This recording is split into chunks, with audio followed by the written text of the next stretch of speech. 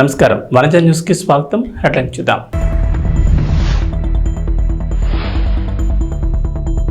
AP ప్రజలకు good news. Chandranna బీమా పథకాన్ని అమలు చేసేందుకు ప్రభుత్వం సిద్ధం.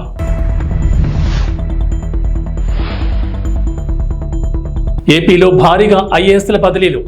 మొత్తం 19 మంది ఐఏఎస్లను బదిలీ చేస్తూ రాష్ట్ర ప్రభుత్వం నిర్ణయం.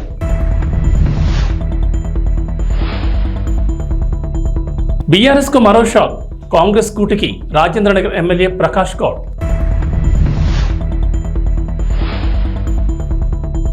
తెలంగాణలో 3 రోజుల పాటు భారీ వర్షాలు. పలు జిల్లాలకు ఎల్లో అలర్ట్ జారీ. ఆంధ్రప్రదేశ్ ప్రభుత్వం చంద్రన్న బీమా పథకాన్ని అమలు చేసేందుకు సిద్ధమైంది. ఈ మేరకు ఈ పథకానికి సంబంధించిన అర్హతలు, అవసరమైన డాక్యుమెంట్లకు సంబంధించిన సమాచారం సోషల్ మీడియాలో వైరల్ అవుతోంది. చంద్రన్న బీమా పథకం ద్వారా ప్రభుత్వం ఏపీలోని పేద, అసంఘటిత కార్మికుల కుటుంబాలకు భద్రత కల్పిస్తోంది. ఈ పథకం కింద మరణం, శాశ్వత వైకల్యంతో బాధపడుతుంటే బీమా మొత్తాన్ని లబ్ధిదారుడు కుటుంబానికి అందిస్తారు. చంద్రన్న బీమా కింద 1.5 లక్షల నుంచి 10 లక్షల వరకు బీమా కవర్ అవుతుంది. 15 రోజుల్లోపు లబ్ధిదారుల కుటుంబ సభ్యుల బ్యాంక్ ఖాతాలోకి జమ అవుతుంది. ఈ మొత్తంతో పాటుగా 10,000 తక్షణ ఆర్థిక ఉపశమనం కూడా ఏపీ ప్రభుత్వం ఇవ్వనుంది. ఈ పథకం కింద లబ్ధిదారుడు సంవత్సరానికి 15 రూపాయల ప్రీమియం చెల్లించాల్సి ఉంటుంది. ప్రభుత్వం లబ్ధిదారుడికి ఒక గుర్తింపు కార్డును అందిస్తుంది. అందులో ప్రత్యేకమైన గుర్తింపు సంఖ్య, పాలసీ సంఖ్య ఉంటుంది. క్లెయిమ్ మొత్తం ప్రత్యక్ష బ్యాంక్ బదిలీ పద్ధతి ద్వారా నేరుగా బ్యాంక్ అకౌంట్లోకి జమ చేస్తారు. లబ్ధిదారుడు ఏదైనా సమస్యను ఎదుర్కొంటుంటే వారు బీమా నమోదు, క్లెయిమ్ చెల్లింపునకు సంబంధించిన ఫిర్యాదు కోసం PDDRDAను సంప్రదించవచ్చు. ఆంధ్రప్రదేశ్ డిప్యూటీ సీఎం పవన్ కళ్యాణ్ వినూత్న నిర్ణయం తీసుకున్నారు. తనను కలిసేందుకు వచ్చేవారు బొకేలు, విగ్రహాలు, శాలువాలు తీసుకురావద్దని విజ్ఞప్తి చేశారు. వాటి బదులు ప్రజలకు ఉపయోగపడే వస్తువులు తీసుకురావాలని పవన్ కళ్యాణ్ కోరారు. తనను కలిసేందుకు వచ్చేవారు కళ్లకు ఇంపుగా కనిపించేవి, కనులకు నిండుగా కనబడేవి కాదు, 10 మంది కడుపు నింపేవి, పేదలకు ఉపయోగపడేవి తీసుకొస్తే బాగుంటుందన్నారు. ఈ పిలుపు మేరకు జనసేన పార్టీల ఎంపీలు ముందుకొచ్చారు. పవన్ కళ్యాణ్ కలవడానికి వచ్చిన సమయంలో బొకేకు బదులుగా కూరగాయల బుట్టను బహుకరించారు. ఈ వినూత్న ఆలోచనతో ముందుకొచ్చిన ఎంపీలు బాలశౌరి, ఉదయాలను పవన్ కళ్యాణ్ అభినందించారు. బొకేలు, శాలువాలకు బదులు కూరగాయలు తీసుకొస్తే అనాథాశ్రమాలకు ఉపయోగపడతాయన్నారు పవన్ కళ్యాణ్.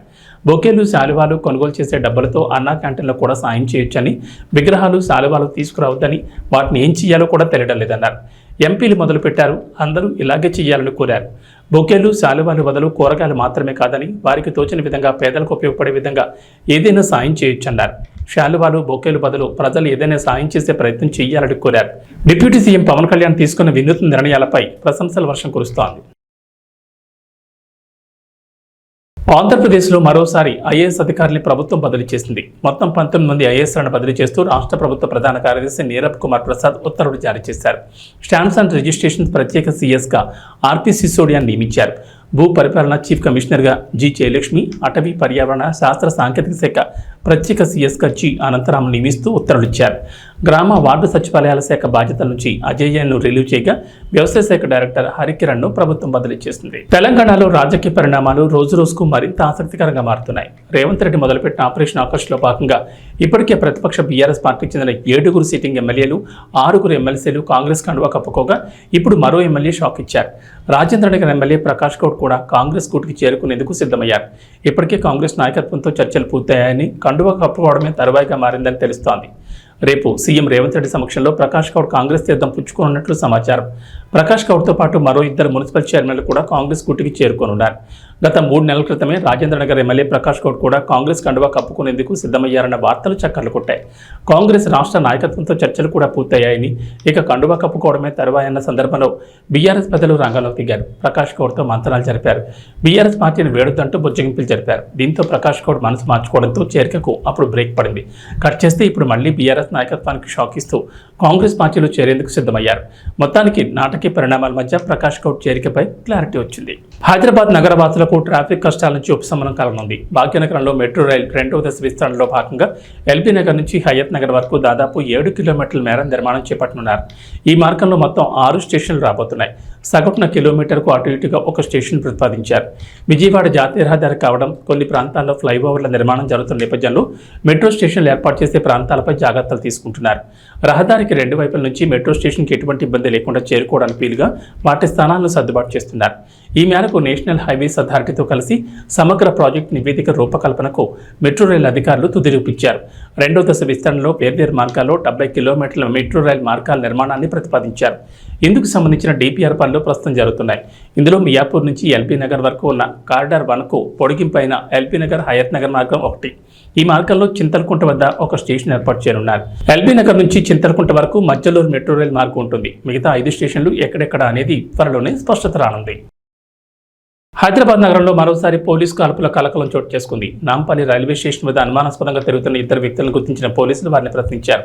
ఈ సమయంలో వారిలో ఓ వ్యక్తి తన వద్ద గొడ్డలతో పోలీసులపై దాడికి యత్నించగా మరొకరు రాళ్లతో దాడి చేశారు. దీంతో అప్రమత్తమైన పోలీసులు వారి నుంచి తప్పించుకునే ప్రయత్నంలో కాల్పులు జరిపారు. వీరిని దోపిడీ దొంగల ముఠాగా పోలీసులు భావిస్తున్నారు. దొంగలు తమపై దాడికి ప్రయత్నించడంతో పోలీస్ డెకాయ్ టీం కాల్పులు జరిపింది. పోలీస్ కాల్పుల్లో 2కి తీవ్ర గాయాలు కాగా వారిని చికిత్స కోసం ఆసుపత్రికి తరలించారు. గాయపడిన వారిని ఉత్తరప్రదేశ్ చెందిన అనీస్ రాజ్గా గుర్తించారు. వీరితో పాటు గ్యాంగ్ చెందిన మరో 2 వ్యక్తులు ఉన్నట్లు పోలీసులు అనుమానిస్తున్నారు. కాల్పులు జరపడంతో వారు పరారయ్యారని పోలీసులు పేర్కొన్నారు. కాల్పుల్లో గాయపడ్డ వారిని దోపిడీ దొంగలుగా అనుమానిస్తున్నారు పోలీసులు. ఈ ఘటనపై కేసు నమోదు చేసిన పోలీసులు దర్యాప్తు చేపట్టారు. మాంగర్ బస్తీకి చెందిన దొంగల ముఠాగా పోలీసులు గుర్తించారు. ఫుట్పాత్పై కూర్చొని ఉన్న 4గురిని పోలీసులు ప్రశ్నించడంతో దాడికి ప్రయత్నించారు.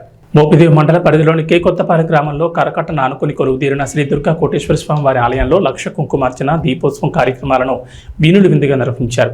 వారాహి నవరాత్రి మహోత్సవాన్ని పురస్కరించుకుని గురువారం ఉదయం ఆలయ అర్చకులు జయంతి విద్యాసాగర్ శర్మ బ్రహ్మత్వంలో లక్ష కుంకుమార్చన నిర్వహించారు. మహిళా భక్తులు పెద్ద సంఖ్యలో పాల్గొని భక్తి శ్రద్ధలతో కుంకుమ పూజలు చేశారు. అమ్మవారి చాముండేశ్వరి దేవిగా భక్తులకు దర్శనమిచ్చారు. గురువారం సాయంత్రం నిర్వహించిన దీపోత్సవం కార్యక్రమంలో తొలుత మహిళలు కుంకుమార్చన పూజలు నిర్వహించి దీపారాధన చేశారు. గ్రామం నుంచే కాకుండా అవనిగడ్డ, చల్లపల్లి పరిసర ప్రాంతాల నుంచి మహిళా భక్తులు పెద్ద సంఖ్యలో తరలివచ్చి ఆలయంలో నిర్వహిస్తున్న వారాహి అమ్మవారి నవరాత్రి ఉత్సవాల్లో భక్తి శ్రద్ధలతో పాల్గొంటున్నారు. 14వ తేదీ ఆదివారం సాయంత్రంతో మహోత్సవాలు ముగుస్తాయని అర్చకులు విద్యాసాగర్ శర్మ తెలిపారు.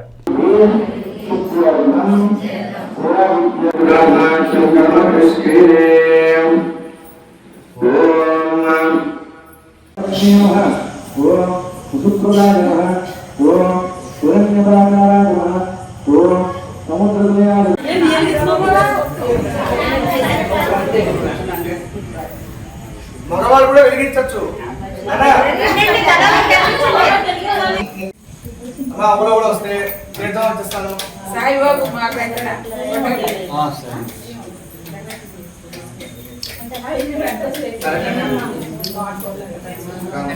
అనుగ్రహ ప్రసాద సిద్ధి ద్వారా మమ మనస్సంకల్ప సిద్ధ్యర్థం మమ సంపూర్ణ ఉపచార పూజ సహిత సంపూర్ణ లక్ష కుంకుమార్ఘ్యర్థం మమ ఉన్నత స్థానే సకల ప్రాతఃకాల శుభదినే శుభ సమయే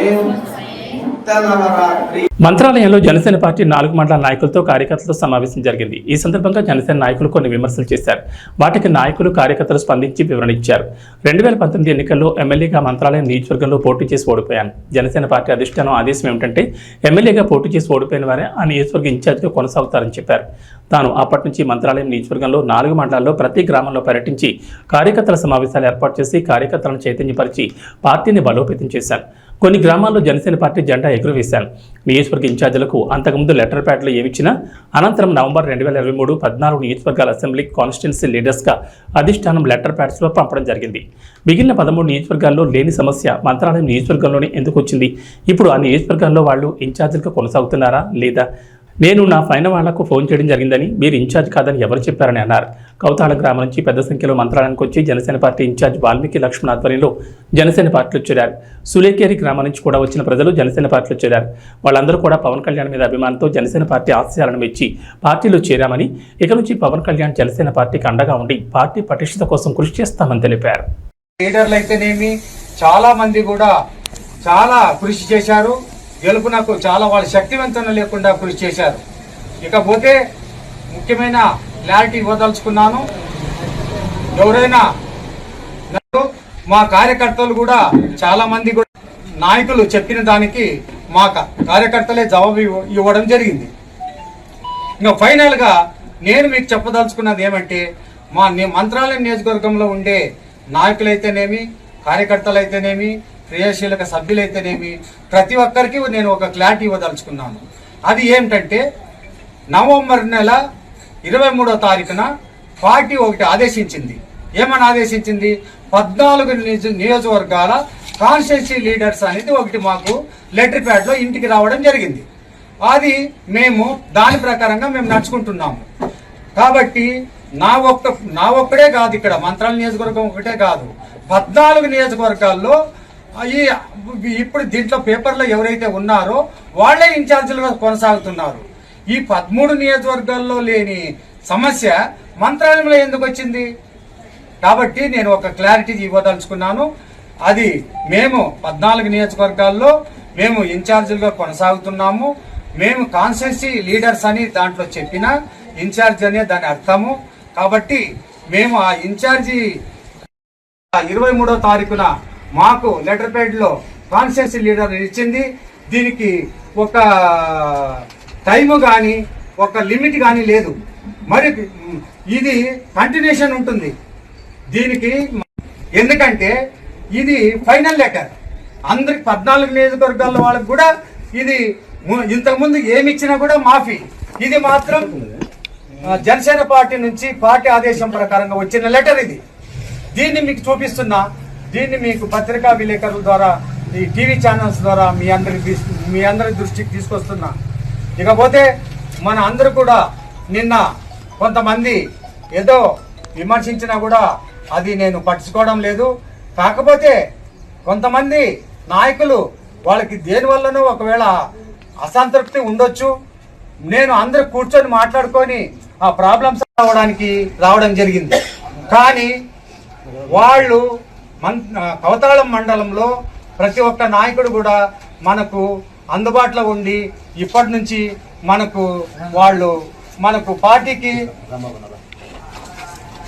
పార్టీకి అంకిత భావంతో పనిచేసి వీళ్ళందరూ కూడా పార్టీకి, పవన్ కళ్యాణ్ గారికి, మన జనసేన పార్టీకి కంకణబద్దులై వీళ్ళందరూ కూడా తప్పకుండా పార్టీ నుంచి చాలా మంది రావడం జరిగింది.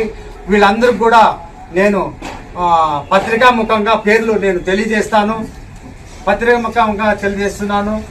నేను మీ అందరికి కూడా ఒకే చెప్పదలుచుకున్నాను. ఇప్పుడు చేరిన వాళ్ళకి కూడా చాలా మంది వచ్చారు. వాళ్ళందరినీ కూడా నేను పార్టీ కండువలేసి ఆహ్వానించడం జరిగింది. వాళ్ళందరికీ కూడా నేను అండగా ఉంటా. ఏం సమస్య వచ్చినా నేను తీర్చడానికి నేను సిద్ధంగా ఉంటా. ఇప్పుడు ఈ సభాముఖంగా నేను చెప్పేది ఏమిటంటే, సులేకేర్ నుంచి కూడా రావడం జరిగింది. సులేకేర్ నుంచి కూడా రావడం జరిగింది. కవతాళం టౌన్ నుంచి కూడా రావడం జరిగింది. తర్వాత వీళ్ళందరూ కూడా తొందరలో మేము మీటింగ్ ఏర్పాటు చేసి పెద్ద ఎత్తున అభ్యర్థులు అంటే చాలా మంది ప్రజలు మన పార్టీలోకి రావడానికి ఉవ్విళ్ళూరుతున్నారు. వాళ్ళందరికీ మరీ సభ పెట్టి నేను తప్పకుండా వాళ్ళని అందరూ కూడా పార్టీలోకి ఆహ్వానిస్తా. ఇకపోతే ఇక్కడ ఉన్న వాళ్ళకి కూడా అందరికీ నేను చెప్తున్నా ఒకే మాట. ఎందుకంటే వీళ్ళను ఎప్పుడు కూడా నేను కంటికి రెప్పలా కాపాడుకుంటాను. ఎవరికి ఏ సమస్య వచ్చినా నేను అండగా ఉంటా. నేను దాంట్లో వెనుకొచ్చే ప్రసక్తే లేదు. మన కోసిక మండలం నుంచి వీరారెడ్డి ఉన్నాడు, తర్వాత పెద్దగడమ మండలం నుంచి బజార్ ఉన్నాడు, తర్వాత కవతాళం మండలం నుంచి మన సింగరాయకొండ మేజర్ పంచాయతీలో వైసీపీకి చెందిన సర్పంచ్ తాటిపర్తి వనిజ, పంచాయతీ కార్యదర్శి రామకోటయ్య మధ్య వార్ పతాక స్థాయికి చేరుకుంది. ప్రకాశం జిల్లా సింగరాయకొండ మండలంలో మేజర్ పంచాయతీ అయిన సింగరాయకొండ పంచాయతీలో జూనియర్ అసిస్టెంట్ తన గదికి తాళం వేసుకుని సెలవుపై వెళ్లడం జరిగింది. పంచాయతీ కార్యదర్శి జూనియర్ అసిస్టెంట్ రికార్డులు మాయించేసి అవినీతి చేస్తున్నారంటూ రికార్డు అసిస్టెంట్ గదికి వేసిన తాళంపై మళ్లీ తాళం వేశారు. సర్పంచ్ వనజ గదికి తాళం వేసిన విషయంపై ప్రకాశం జిల్లా జాయింట్ కలెక్టర్ ఫిర్యాదు చేశారు జనసేన నాయకులు. ఫిర్యాదుపై విచారణకు వచ్చిన డీపీఓ ఉషారాణి పంచాయతీలో జరుగుతున్న విషయాలపై నామమాత్రంగా విచారించి అవినీతి చేసిన వారిపై చర్యలు తీసుకుంటామని వెళ్లిపోయారు. ఈ రోజు కార్యదర్శిపై అధికారుల నుంచి ఉత్తర్వులు వచ్చాయంటూ హడావిడిగా రికార్డు గదికి వేసిన తాళాలు పోలీసుల సమక్షంలో పగలగొట్టి రికార్డులు స్వాధీనం చేసుకున్నారు. సర్పంచ్ సమక్షంలోని పూర్తి విచారణ చేపడతామని చెప్పిన అధికారులు పంచాయతీ సర్పంచ్కి సమాచారం ఇవ్వకుండా అవినీతికి పాల్పడిన కార్యదర్శి చేత తాళాలు పగలగొట్టి రికార్డులు స్వాధీనం చేసుకోమని ఎలా ఆదేశాలు ఇస్తారని అధికారులపై మండిపడుతున్నారు సర్పంచ్ వర్గీయులు.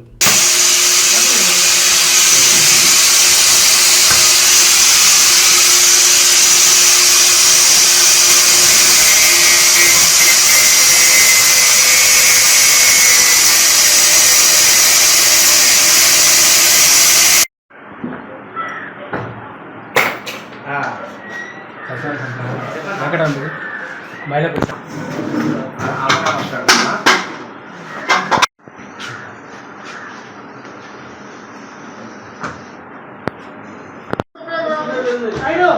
మీరు ఆఫీస్ రండి, మీరు అక్కడ కూర్చోవాలి, మీరు అక్కడ కూర్చొని రాసుకోమని చెప్పండి. ఇంటి పన్ను కోసం ఇచ్చిన అర్జీ, ఇంటి పన్ను కోసం ఇచ్చిన అర్జీ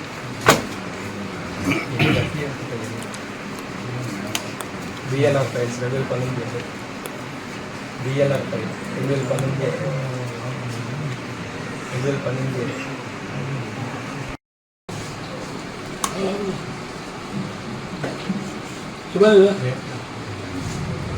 register of deposits 2008, register of deposits 2008.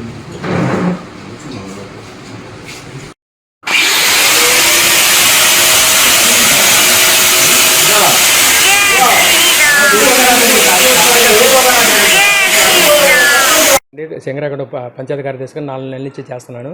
3 నెలల నుంచి గుమస్తా సిహెచ్ విజయకృష్ణ ఆఫీస్కి గైరాజరడం వలన జిల్లా పంచాయతీ అధికారి తాళాలు పగలగొట్టమని ఆర్డర్ ఇచ్చున్నారు. పోయిన నెల జూన్ 20 తారీఖు ఇచ్చారు. కొన్ని అనివార్య కార్యక్రమంలో తాళాలు ఓపెన్ చేయలేకపోయాము. ఈరోజు మళ్ళీ జూలై 11వ తారీఖు 24 hours లోపు తీయమని చెప్పి మళ్ళీ ఆర్డర్ ఇచ్చున్నారు. అందుకని గెజిట్ ఆఫీసర్లు పంచనామాకు అనుకూలంగా దానికి సంబంధించిన ఆఫీసర్లు అందరి సమక్షంలో తాళాలు పాల్గొట్టడం అయిందండి.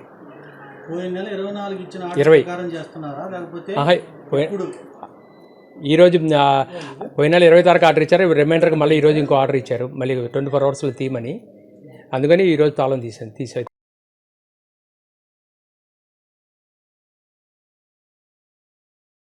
ముఖ్యమంత్రి నారా చంద్రబాబు నాయుడు, డిప్యూటీ సీఎం పవన్ కళ్యాణ్ల సారథ్యంలో పౌర సరఫరాల శాఖను రాష్ట్ర మంత్రి నాదెండ్ల మనోహర్ సమగ్ర ప్రక్షాళన చేపట్టారని అవనిగడ్డ ఎమ్మెల్యే మండలి బుద్ధప్రసాద్ అన్నారు. రాష్ట్ర ముఖ్యమంత్రి నారా చంద్రబాబు నాయుడు, రాష్ట్ర ఉప ముఖ్యమంత్రి కొణిదెల పవన్ కళ్యాణ్ నేతృత్వంలో రాష్ట్ర ప్రభుత్వ సహకారంతో రాష్ట్ర వినియోగదారుల వ్యవహారాలు, ఆహార, పౌర సరఫరాల శాఖ మంత్రి నాదెండ్ల మనోహర్ ఆదేశాల మేరకు రాష్ట్ర వ్యాప్తంగా చేపట్టిన సబ్సిడీపై బియ్యం, కందిపప్పు విక్రయాల కేంద్రాన్ని అవనిగడ్డ ఎమ్మెల్యే మండలి బుద్ధప్రసాద్ గురువారం చల్లపల్లి రైతు బజార్లో ప్రారంభించారు. ఈ సందర్భంగా బుద్ధప్రసాద్ మాట్లాడుతూ గత ప్రభుత్వంలో సన్నబియ్యం ఇస్తామన్న మంత్రులు ఏ విధంగా మాట్లాడారో రాష్ట్ర ప్రజలు గమనించారన్నారు. రేషన్ డోర్ డెలివరీ పేరుతో ఏర్పాటు చేసిన వాహనాల ద్వారానే పలుచోట్ల రేషన్ బియ్యం అక్రమ మార్గంలో తరలించిన ఉదంతాలు అనేకం వెలుగు చూశాయన్నారు. తూకంలో మోసాలతో రేషన్ బియ్యం దోపిడీ విపరీతంగా జరిగిందన్నారు. ఇలాంటి వ్యవహారాలన్నీ అరికట్టి ప్రజా పంపిణీ వ్యవస్థను క్రమబద్ధీకరించడంతో పాటు నిత్యావసర సరుకుల ధరలు నియంత్రించేందుకు నాదెండ్ల మనోహర్ కృషి చేస్తున్నారన్నారు. అవనిగడ్డ నియోజకవర్గంలో ఎలాంటి అక్రమ రవాణా ప్రోత్సహించేది లేదన్నారు. ఈ ప్రభుత్వం అక్రమాలను సహించదని అధికారులు గుర్తించాలన్నారు. అవనిగడ్డ నియోజకవర్గంలో ఎట్టి పరిస్థితుల్లోనూ పరిపాలన పారదర్శకంగా ఉండి తీరాలని స్పష్టం చేశారు. చట్టబద్ధమైన పరిపాలన జరగాలని సూచించారు. అవనిగడ్డ నియోజకవర్గం నుంచి ఎలాంటి అక్రమ రవాణా జరుగుతున్నా అధికారులు అరికట్టాలని ఆదేశించారు. రైతు బజార్లలో ఏర్పాటు చేసిన సబ్సిడీపై బియ్యం, కందిపప్పు విక్రయ కేంద్రాన్ని ప్రజలు సద్వినియోగం చేసుకోవాలని బుద్ధప్రసాద్ సూచించారు.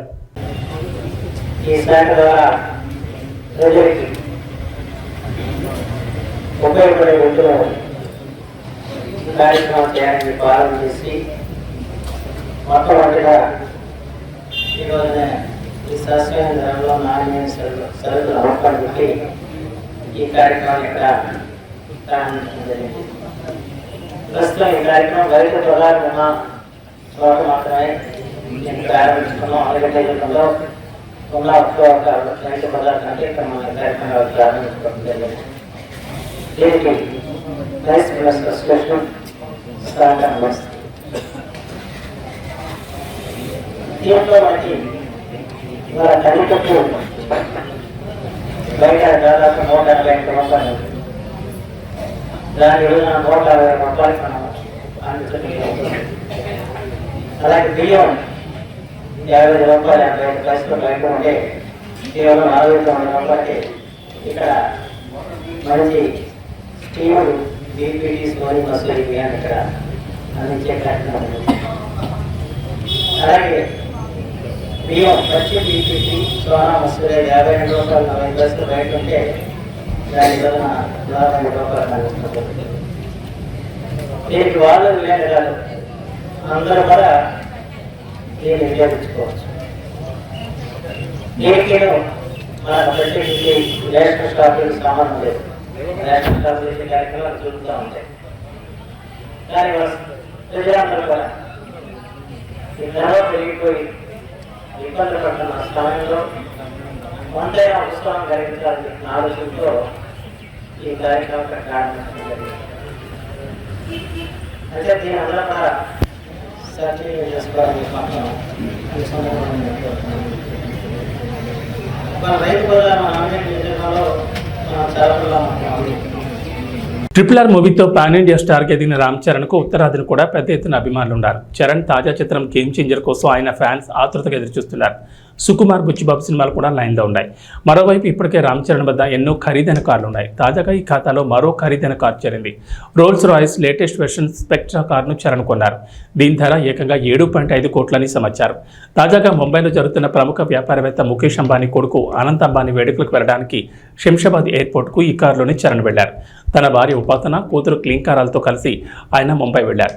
ఎయిర్పోర్ట్కు కారును చరణ్ స్వయంగా డ్రైవ్ చేసుకుంటూ వచ్చారు. మరోవైపు హైదరాబాద్ సిటీలో ఈ కారు ఫస్ట్ కస్టమర్ చరణ్ కావడం గమనార్హం. వచ్చే ఏడాది పాకిస్తాన్ వేదికగా ఛాంపియన్స్ ట్రోఫీ జరగనున్న విషయం తెలిసిందే. ఈ టోర్నీ షెడ్యూల్కు సంబంధించిన ముసాయిదాను సైతం పాకిస్తాన్ క్రికెట్ బోర్డు ఇప్పటికే ఐసీసీకి అందజేసింది. అయితే రెండు దేశాల మధ్య గత కొన్నేళ్లుగా నెలకొన్న ఉద్రిక్తతల నడుమ భారత్ పాకిస్తాన్లో పర్యటించేందుకు విముక్తి చూపుతోంది. హైబ్రిడ్ మోడల్లో టోర్నీ నిర్వహించాలని బీసీసీఐ ఐసీసీని కోరినట్లు వార్తలు వస్తున్నాయి. ఈ వివాదం కొనసాగుతుండగానే పాకిస్తాన్ మాజీ ఆల్రౌండర్ షాహిద్ అఫ్రిది విరాట్ కోహ్లీని ఉద్దేశించి ఆసక్తికర వ్యాఖ్యలు చేశారు. ఇరు దేశాల మధ్య ఉద్రిక్తతలను పక్కన పెట్టి విరాట్ కోహ్లీ ఒకసారి పాకిస్తాన్లో పర్యటించాలని అఫ్రిది కోరాడు. భారత స్టార్ ప్లేయర్ విరాట్ ఒక్కసారి పాకిస్తాన్ గడ్డపై అడుగుపెడితే ఇక్కడ అభిమానుల నుంచి లభించే ప్రేమాభిమానులకు ముగ్ధరవుతాడని చెప్పుకొచ్చాడు. ఛాంపియన్స్ ట్రోఫీ కోసం భారత్ జట్టు పాకిస్తాన్లో పర్యటించడాన్ని నేను స్వాగతిస్తున్నా. మేము గతంలో భారత్లో పర్యటించినప్పుడు మాకు గొప్ప గౌరవం, ప్రేమ లభించాయి. భారత్ చివరిసారిగా 2005లో పాకిస్తాన్లో పర్యటించినప్పుడు కూడా ఇదే జరిగింది.